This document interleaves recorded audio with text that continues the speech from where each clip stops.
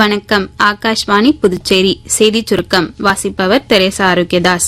ஓணம் பண்டிகையை முன்னிட்டு குடியரசுத் தலைவர் திருமதி திரௌபதி முர்மு அனைத்து குடிமக்களுக்கும், குறிப்பாக இந்தியா மற்றும் வெளிநாடுகளில் வசிக்கும் கேரள மக்களுக்கும் தனது வாழ்த்துக்களை தெரிவித்துள்ளார். இந்தியாவின் செழுமையான கலாச்சாரம் மற்றும் சகோதரத்துவ உணர்வை இத்திருவிழா கொண்டாடுவதோடு வேற்றுமையில் ஒற்றுமையையும் ஊக்குவிக்கிறது என்று தனது வாழ்த்து செய்தியில் குறிப்பிட்டுள்ளார். பிரதமர் திரு நரேந்திர மோடி நாளை காணொலி வாயிலாக கேலோ இந்தியா கலந்துரையாடல் நிகழ்ச்சியில் உரையாற்ற உள்ளார். மேரா யுவா பாரத் அமைப்பால் ஏற்பாடு செய்யப்பட்டுள்ள இந்நிகழ்ச்சி தேசிய விளையாட்டு தினம் 2026 கொண்டாட்டங்களின் ஒரு பகுதியாக நாடு முழுவதும் நடத்தப்பட உள்ளது குறிப்பிடத்தக்கது. இந்தியாவின் டிஜிட்டல் பண பட்டுவாடா பயணத்தில் முக்கிய திருப்பு முனையாக திகழும் UPI தொழில்நுட்பத்தின் 10 ஆண்டுகால வெற்றியை பிரதமர் திரு நரேந்திர மோடி பாராட்டியுள்ளார். இது ஒவ்வொரு இந்தியரும் பெருமைப்பட வேண்டிய வெற்றி என்றும் சமூக ஊடக பதிவு ஒன்றில் அவர் கூறியுள்ளார். UPI வசதியின் பயன்பாட்டு தொடர்பான அனுபவங்களை மக்கள் சமூக ஊடகத்தில் பகிர்ந்து கொள்ள வேண்டும் என்றும் பிரதமர் கேட்டுக் கொண்டுள்ளார்.